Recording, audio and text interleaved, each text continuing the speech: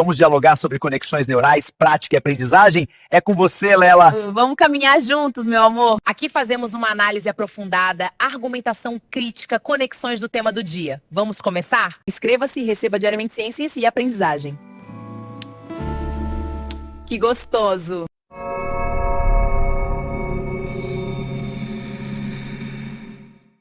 Sabe aquela sensação de, sei lá, abrir o celular de manhã e ser atingido por uma avalanche de notícias, vídeos, opiniões, memes? Uhum. E aí, no fim do dia, parece que a cabeça tá cheia, mas, ao mesmo tempo, completamente vazia. Totalmente. É um cansaço mental, né? Exato. Um artigo da Exame até botou um número nisso.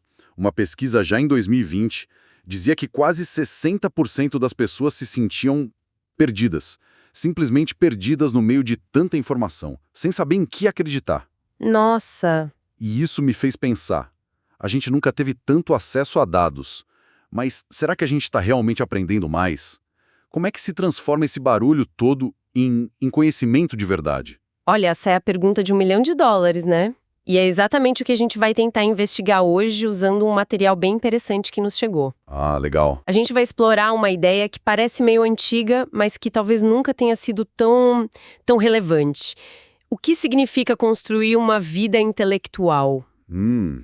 Vida intelectual soa um pouco acadêmico demais. Pois é, mas antes que alguém pense em monges ou professores universitários com casaco de lã, a ideia aqui é outra, sabe? É um convite para qualquer um que tá cansado de só rolar a tela e quer de fato entender o mundo de uma forma mais profunda. Gostei do desafio. E pelo que eu vi do material, os nossos guias nessa jornada são bem ecléticos, né? Sim, bastante. Para entender a mentalidade por trás disso, a gente vai se apoiar em alguns pensadores franceses do século XX, tipo Sertilanges e Jean Guiton, que, curiosamente, já se preocupavam com a sobrecarga de informação muito antes da internet. É impressionante, né? Muito. Depois, para as ferramentas práticas, a gente vai pegar o manual de um especialista americano em leitura, o Mortimer Adler, e para fechar, vamos buscar o propósito de tudo isso com um gigante da filosofia, Tomás de Aquino. Isso. Então o nosso plano é montar uma espécie de guia prático. Para transformar essa avalanche de informação em sabedoria de verdade. Exatamente. Para começar, então, tem uma ideia desse teólogo francês, o Sertilanges, que me pegou de cara. Ele diz que a vida intelectual não é um hobby, tipo colecionar selos ou fazer crochê. É uma vocação. E é uma palavra forte. Muito. E ele não alivia, a citação é pesada. Ela exige uma séria resolução. A vida de estudos é austera e impõe pesadas obrigações. Requer uma dedicação de que poucos são capazes. Uau. Honestamente, isso soa bem intimidador, quase elitista. Parece que ele está dizendo, se você tem um emprego, filhos, uma vida normal, nem comece. É essa a única maneira. É uma reação totalmente compreensível.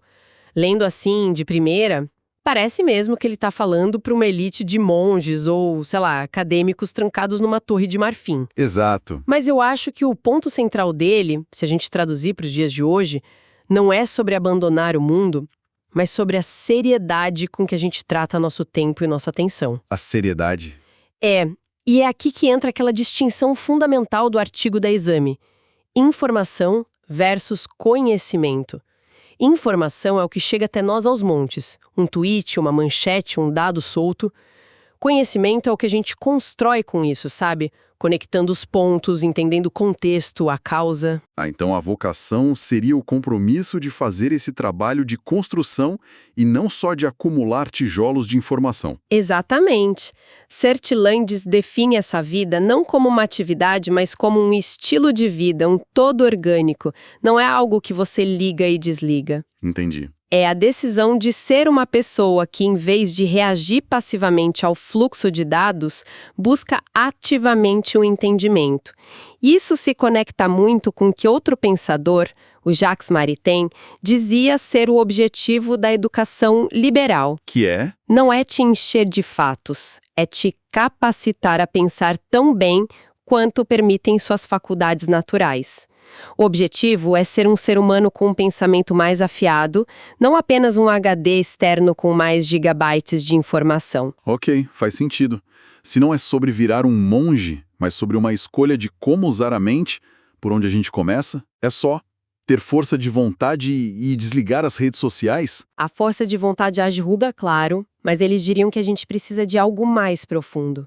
Um tipo de preparo interior, sabe? Um cultivo de virtudes. Virtudes? E aqui tem um conceito de Tomás de Aquino que o Sertilanges recupera que é simplesmente genial. A virtude da estudiosidade. Estudiosidade? Isso. E não é só gostar de estudar. A estudiosidade é a virtude que modera nosso desejo de saber. Peraí, moderar o desejo de saber? Achei que o objetivo era querer saber mais. E aqui é que o negócio fica interessante. Eles argumentam que existe um desejo desordenado de saber, que eles chamam de vancuriosidade. Vancuriosidade. Pense na vancuriosidade como o fast food da informação. Você consome sem parar um link, um vídeo, um tweet atrás do outro, e no final do dia você está empanturrado de dados, mas sem nutriente intelectual nenhum. Nossa, fast foods da informação é a descrição perfeita para o meu cérebro em um dia ruim. Não é? A estudiosidade é o contrário. É escolher um ingrediente, uma ideia, e cozinhá-la lentamente, com atenção, até que ela realmente te alimente. É o que nos impede de clicar em tudo, de ter 50 abas abertas no navegador e nos ajuda a focar no que realmente importa. Entendi. Então, para eles, o problema não é a falta de informação, mas a falta de foco e essa atração pelo lixo intelectual. Exato. E é por isso que o trabalho intelectual é, para eles, uma atividade ética, não só técnica. Sua capacidade de aprender está diretamente ligada à sua disposição moral. Como assim? Sertilanges lista o que ele chama de inimigos da alma do estudante. A preguiça da vontade, a sensualidade que nos distrai, a inveja de quem sabe mais e, principalmente, o orgulho. O orgulho. O orgulho que nos impede de fazer a pergunta mais importante para o aprendizado. Eu não entendi. Pode me explicar de novo? A lista dele é ótima. Tenho a impressão de que a preguiça da vontade me visita toda segunda-feira de manhã. E aqui não. E o orgulho que impede de admitir que não sabemos. Acho que ele acabou de descrever 90% das discussões na internet. Provavelmente. E o Jean Guiton reforça isso. Ele diz que o trabalho intelectual exige humildade e disciplina. Não é sobre ser o mais esperto da sala, mas sobre ter um compromisso genuíno com a verdade, mesmo que ela seja difícil ou contrarie o que a gente já pensava. Certo, entendi a parte da mentalidade, da disciplina, mas isso me parece uma batalha travada só dentro da cabeça. E o mundo real? O barulho do vizinho, o celular apitando, as interrupções, eles levaram isso em conta? Com certeza, essa preparação interior precisa de um suporte exterior. O Sertilanges fala muito sobre a necessidade de solidão e silêncio. Ah, o silêncio. Ele diz, quando a calma do silêncio instaura-se em você, você está na disposição ideal para aprender. Agora, claro, ele não está dizendo para todo mundo se mudar para uma cabana na floresta. Ufa. A ideia é criar bolsões de silêncio e foco na sua rotina. 1 hora por dia sem interrupções, 30 minutos de manhã antes de todo mundo acordar. Pequenos oásis de calma no meio do caos do dia a dia. Perfeito. É isso. E o Guilton tem uma ideia linda para complementar isso, que ele chama de amizade dos lugares. Amizade dos lugares. É a ideia de você criar um espaço físico, por mais simples que seja uma cadeira, uma mesa, uma luminária, que o seu cérebro associe com um trabalho focado e criativo. Aquele lugar se torna um cúmplice no seu esforço, um gatilho para a concentração. Gostei disso. Não precisa ser um escritório de revista de decoração, mas um espaço intencional. Ok, a mentalidade está mais clara. O ambiente está mais ou menos arrumado. Mas e aí? Como eu realmente faço o trabalho? Porque eu posso sentar no meu canto silencioso e ficar olhando para a parede. Preciso de ferramentas, de um método? É o próximo passo lógico. É como ter um carro potente, mas não saber dirigir. E para isso, o livro Como Ler Livros, do Mortimer Adler, é um divisor de águas. Ah, já ouvi falar muito desse livro. A premissa dele é simples, mas é demolidora. A maioria de nós não sabe ler de verdade. A gente foi alfabetizado, mas não foi treinado para extrair o máximo de um texto denso. Ler, para ele, não é um ato passivo. É uma atividade complexa e superativa. E como seria essa leitura ativa? Adler divide o processo em níveis. O primeiro é a leitura inspecional. É como sobrevoar um território antes de explorar a pé. Você lê o sumário, a introdução, as conclusões, folheia o livro rapidamente. Tipo uma leitura dinâmica. Um pouco mais que isso. O objetivo não é entender tudo, mas mapear o terreno. Qual o tema principal? Qual a estrutura do argumento? O que o autor está tentando provar? Muita gente para por aqui e acha que leu o livro. Para ele, isso é só o aquecimento. Entendi. E depois do aquecimento? Aí vem o prato principal, a leitura analítica. Aqui você vai com lupa e bisturi, sabe? Dissecar o argumento. É um diálogo intenso com o autor. Você precisa identificar as palavras-chave dele, encontrar as frases que contêm as teses principais, entender a lógica e, crucialmente, criticar. Criticar. Sim.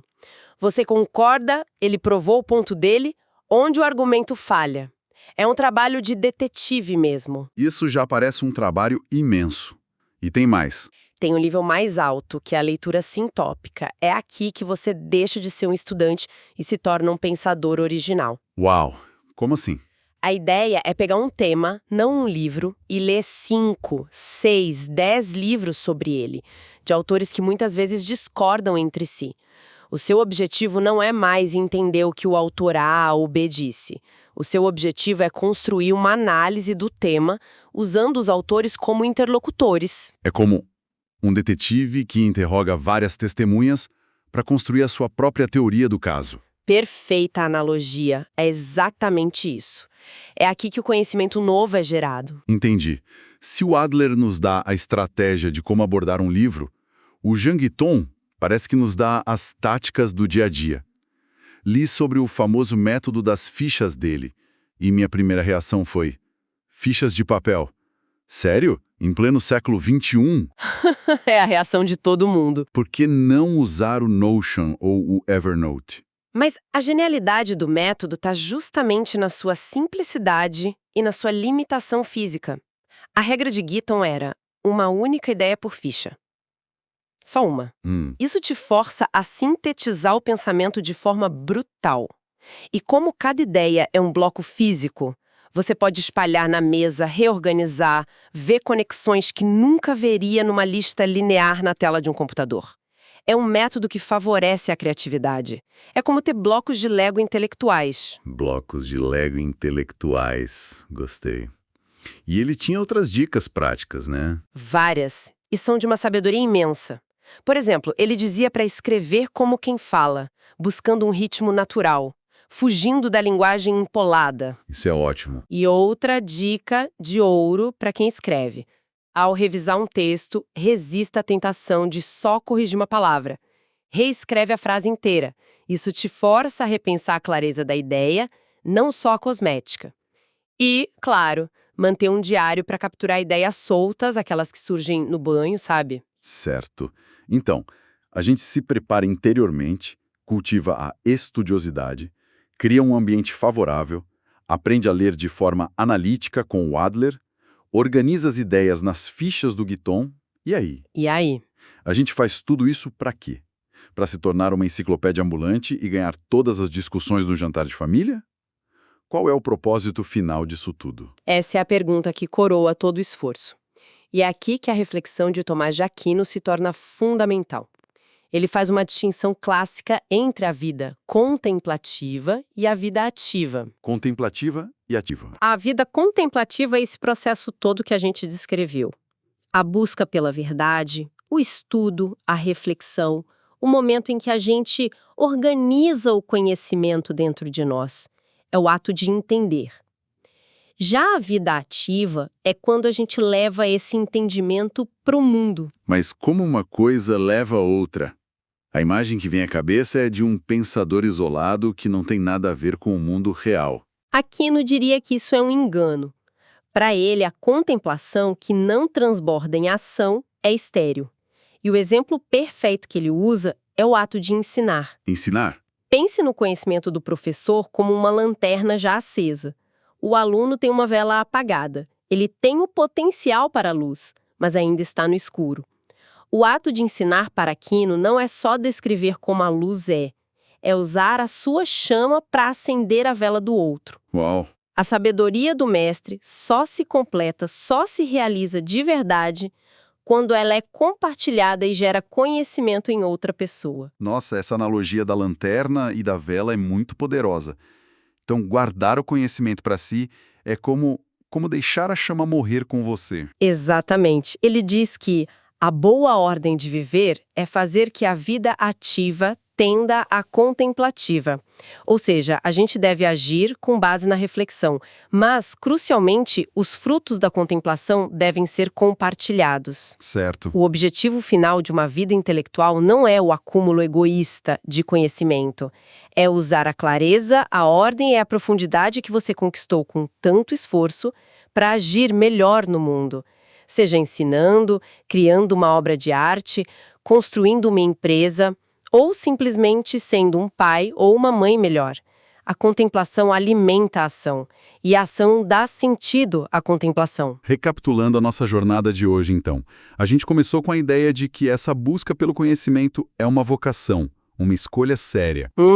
Vimos que isso exige um preparo interior, cultivar virtudes como a estudiosidade, para fugir do fast food da informação, e também um preparo exterior, criando um ambiente de foco.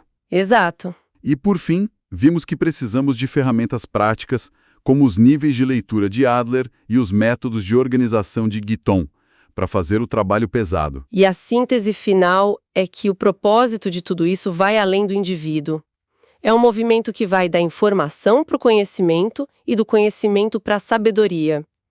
E a sabedoria não é algo abstrato que fica guardado na cabeça.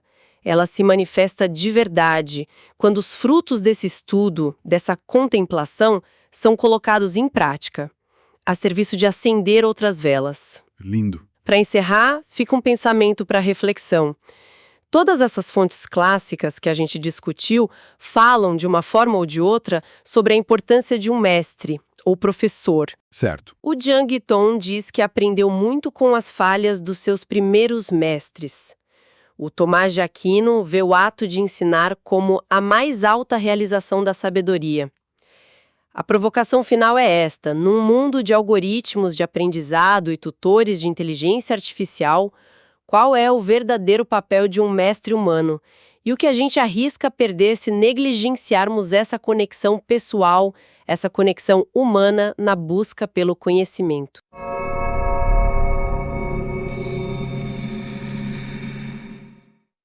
Oi, eu sou a Lela e quero agradecer a todos que acompanharam o podcast Conexão Neural. Obrigada por estarem com a gente. Material de estudo, cartões interativos, infográficos, mapa mental e dicas está disponível nos links da descrição. Deixa nos comentários os temas que você quer ouvir no próximo Conexão Neural. Deixa um alôzinho pro Macedo e para mim nos comentários. Boa noite. Amanhã estaremos aqui esperando por vocês. Tchau. Te amo, Macedo.